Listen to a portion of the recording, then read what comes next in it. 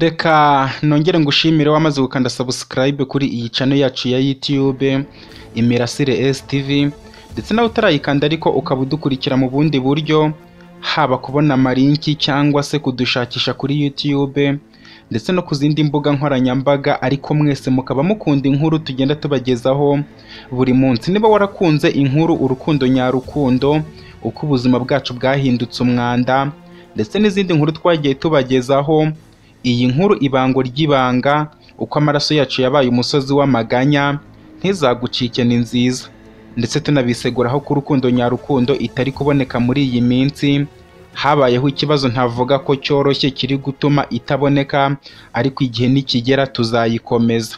Nanakubwira ko niba utarakanda kuri subscribe, uyu ari wo mwanya wo gukandaho. Reba hano hasi urabona akabuto gatukura kanditseho ijambo subscribe, ukandeho. Urahita ubona n'akarango k'inzogera kaza iburyo nako ugakandeho, kugira ngo buri uko dushyizeho inkuru ujye uhita ubona ubutumwa bukubwira ko tuyishyizeho.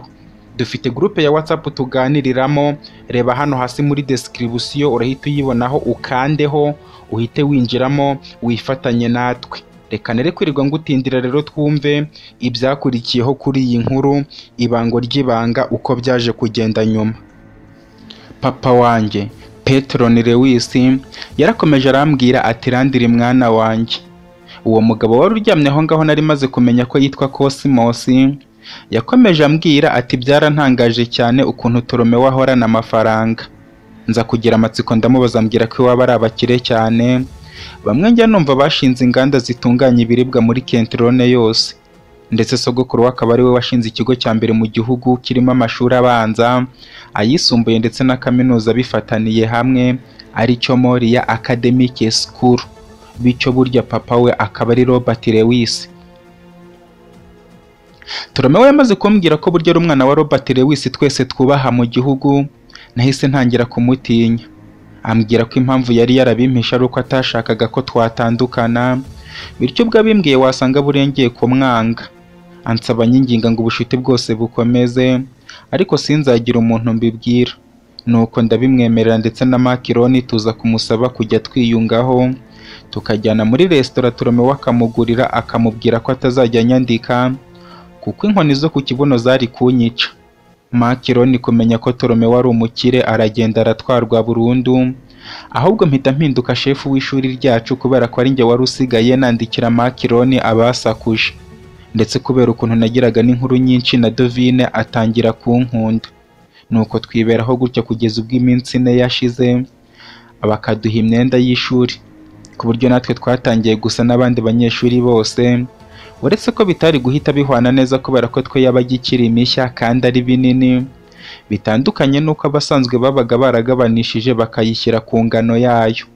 Ariko Torome we kuko yari munini ntago byari ngombwa ko yirirwa agabanisha. Twakomeje kwiberaho muri ubwo buzima, Torome we tuba inshuti magara cyane, ndetse na Makironi aba inshuti yacu, kugeza ubwo yaje kutubwira amateka ye n'uburyo iwabo babayeho.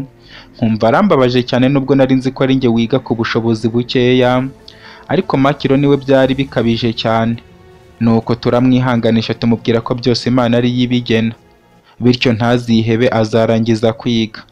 Ndetse Makironi we yigaga afite intego yo kuzaba perezida w'igihugu cyacu, kubera ko yabaye imfubyi akarerwa n'umukecuru udafite ubushobozi, kubera ko ababyeyi be baguye mu ntambara zo kubohora ibihugu byacu, ubwo bari bafatanije n'abagabo bo muri Metrobeti bitwa abamakabi.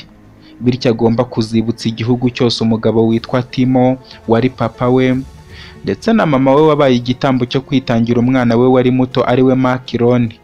Makironi kubera kutubwira amateka ye njye na Torome we, byatumye turushaho kumukunda cyane.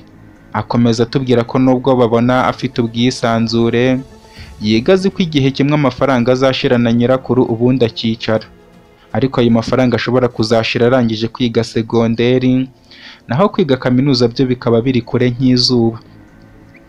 Makironi yarangije kutubwira gutyo numva ngize amatsiko menshi cyane, mubaza ukuntu papa we na mama we bapfuye bari kurwana. Makironi atubwira ko yaganiriye na nyirakuru we ubwo yarangizaga kwiga amashuri abanza, yatsinze ikizamini cya leta, ndetse akamubwira ubuzima bwose banyuzemo kuva bavuka. Makironi njyewe Toromewo tumuha umwanya wo kumva ayo mateka n'uburyo ababyeyi babo babaye intwari, akaba atazabibagirwa kandi atanabazi. Makironi ahita avuga ati umunsi amanota y'ikizamini cya leta asohoka ngasanga natsinze neza, naganiriye na nyogokuru wanjye ambwira ko ari kubona ndi kugenda mba umuntu w'umugabo, ariko akanashimishwa uburyo ndi kuba intwari cyane nka papa wanjye, ngo kubera ko papa wanjye mbere y'uko ajya mu gisirikare yari umuhanga nawe, ariko ahitamo kurwanira ubwigenge ngo nubwo nyogokuru yabyangaga, kuko yashakaga kwiberaho mu bwigenge nubwo abakoloni batari baboroheye cyane, kuko bazaga bababwira ibyo bashaka babyanga bakabica. Ari nabyo byatumye ngo papa wanjye Timo agira amashagaga menshi cyane. Maze mbaza nyogokuru ubundi ukuntu byagenze kugira ngo papa wanjye Timo ajye mu gisirikare, ndetse n'uburyo yahuye na mama wanjye bakambyara. Nyogokuru afata akanya aranyicaza maze arambwira ati mwana wanjye Makironi, nyuma y'uko mbanye n'umugabo wanjye ari we sogokuru wawe, nawe wari umusirikare, twabyaye umwana umwe gusa ari we papa wawe Timo. Ukuntu nahuye na sogokuru wawe ubundi wari umunsi umwe nari umukobwa mutoya, ngakunda gutoroka mu rugo nkajya ku muhanda ahantu hakundaga guca imodoka za gisirikare zivuye mu nkambi bari bacumbitsemo bagiye gucunga umutekano mu biturage byose bigize igihugu cyacu. Nuko umunsi umwe ndi ku muhanda imodoka ya gisirikare mbona irahagaze, abasirikari bari barimo bavamo batangira kuyisunika ngo yegere ku ruhande, kuko nyuma y'uko yari itobotse ipine bari bagiye kuyisimbuza, bityo barayisunika ngo batange inzira izindi zitambuke. Ubundi natwe nk'abari bahagaze ku muhanda abasirikari batangira kudusuhuza.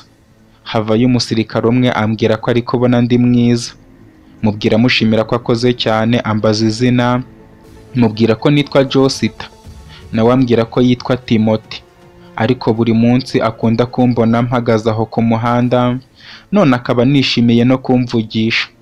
Timote mubwira ko nanjye mbikunze ariko ntunguwe n'ukuntu buri gihe ari njye abona kandi tuba turi abakobwa benshi. Timote ansubiza ko mu bakobwa benshi haba harimo umwiza kubarusha, bityo we akagenda ari we yirebera. Numva nteye umutoma rwose nanjye ndanyurwa. Mubaza impamvu bahora baca ahangaho buri gihe.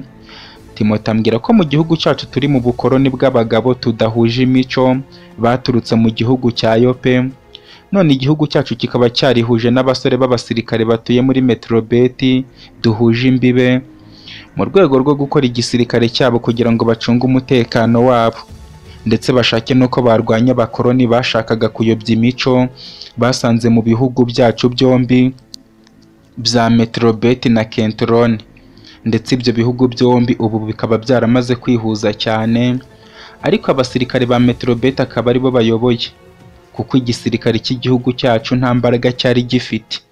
Rero bakaba bava aho ngaho bajya mu nkambi y'ibanga bakoreramo imyitozo bahabwa n'umusore w'umusirikare witwa Matatiyasi waturutse muri Metrobeti, bakaba bashaka gukomera ku buryo iminsi mike bazarwana intambara y'inkundura.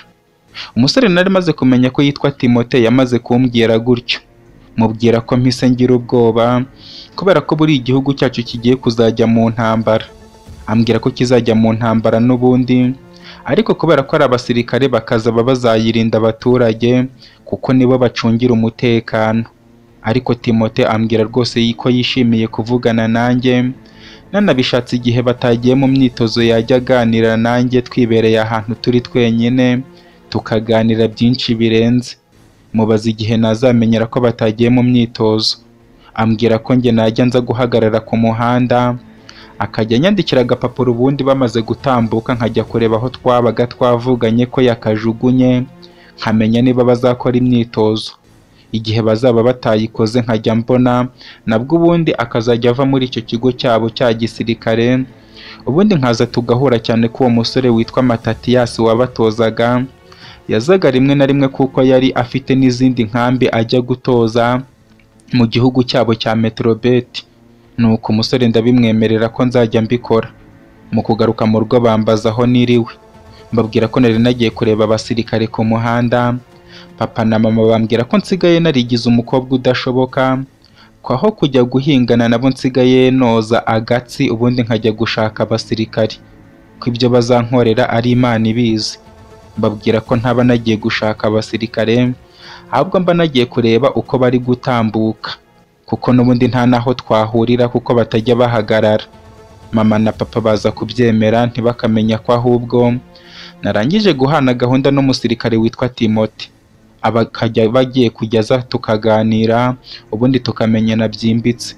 Ndetse kuri iyo nshuro ntago nari kwitesha amahirwe yo kuganira n'umusirikare wari wambwiye ko ndi mwiza, bitandukanye n'abasore birirwaga banyiruka inyuma mu cyaro cyacu nta n'akazi bagira. Ubwo buri munsi nacungaga mu rugo ku jisho, nkajya ku muhanda imodoka zamara gutambuka ngafata agapapuro Timote yabaga yashyize ahantu, nkareba ko atarakora imyitozo cyangwa arayikora.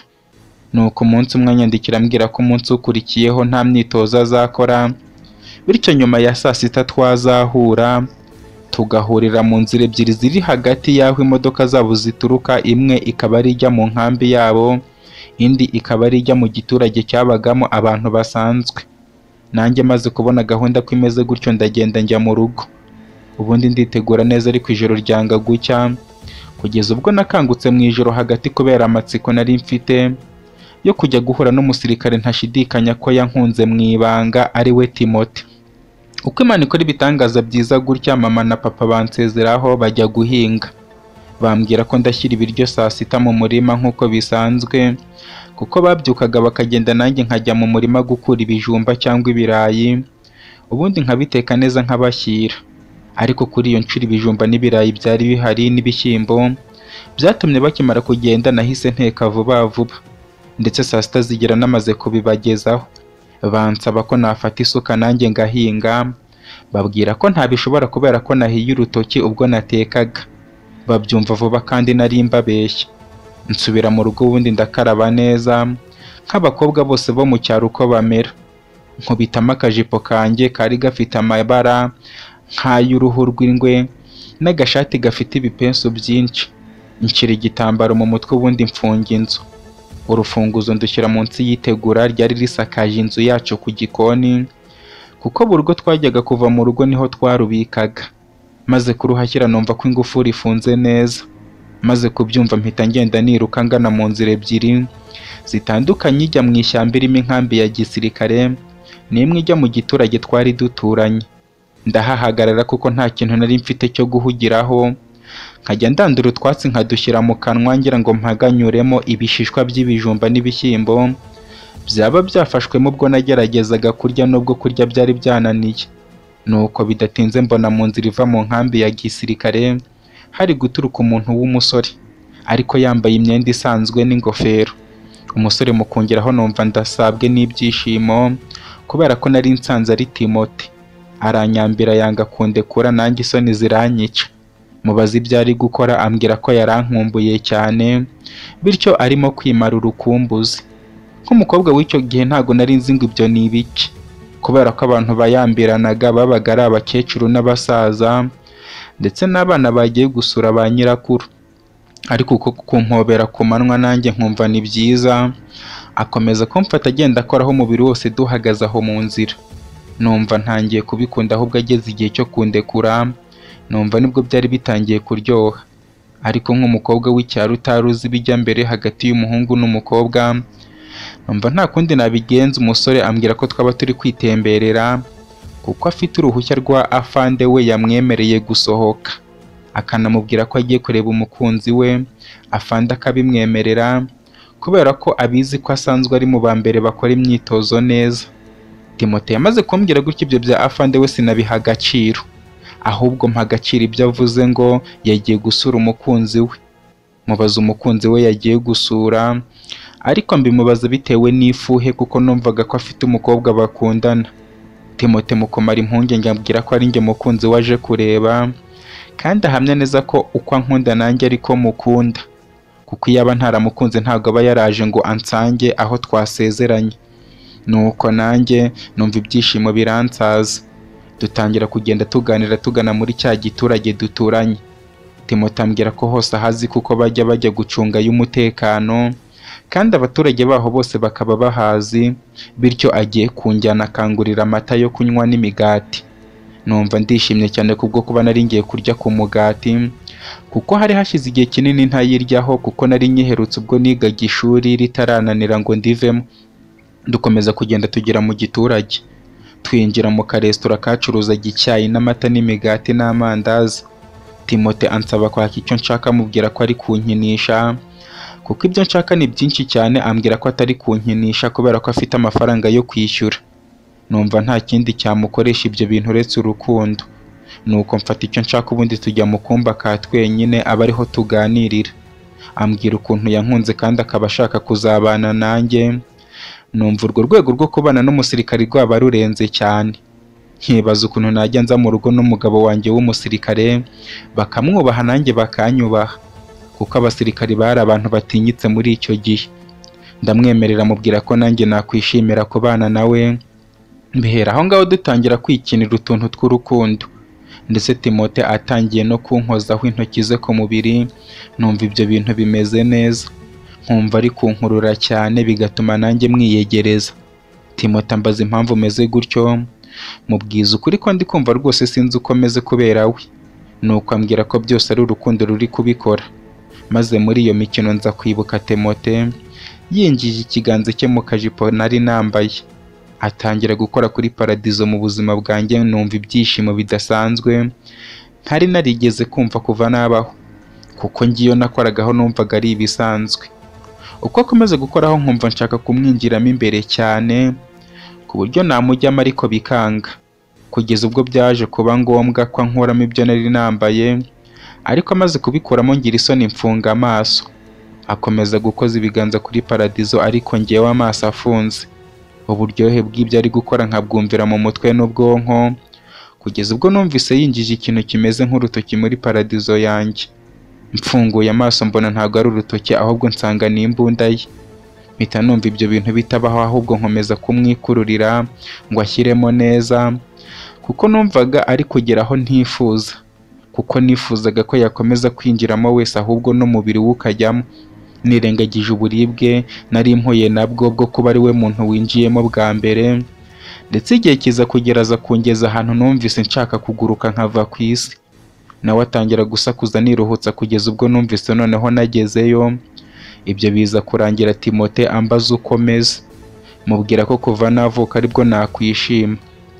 Ambwira ko kuva uwo munsi nzajya nishima buri uko duhuye, ndetse akaba ansezeranya ko azampora iruhande igihe cyose.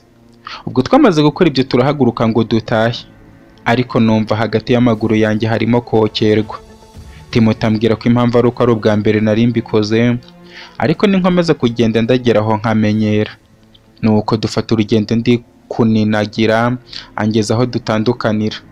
Ambwira ko ngenda nitonze nkaza kugera mu rugo neza, kandi akaba atazasiba kunyandikira udupapuro ambwira ko arakora imyitozo cyangwa atarayikora. Ibyo bigaterwa nuko Matatiyasi araba yabonye uburyo aca mu mashyamba aza muri Kentrone, kubera ko wasangaga imipaka yose izengurutswe n'abasirikari b'abakoloni tudahuje ubwoko n'uruhu ndetse n'indimi bo muri Yope. Ibyo bikaba ari imbogamizi kuri Matatiyasi. Bari bafite nk'ibyiringiro byo kuba bahosha intambara iri hagati yacu n'ibihugu byose ndetse na Yope mu bakoloni.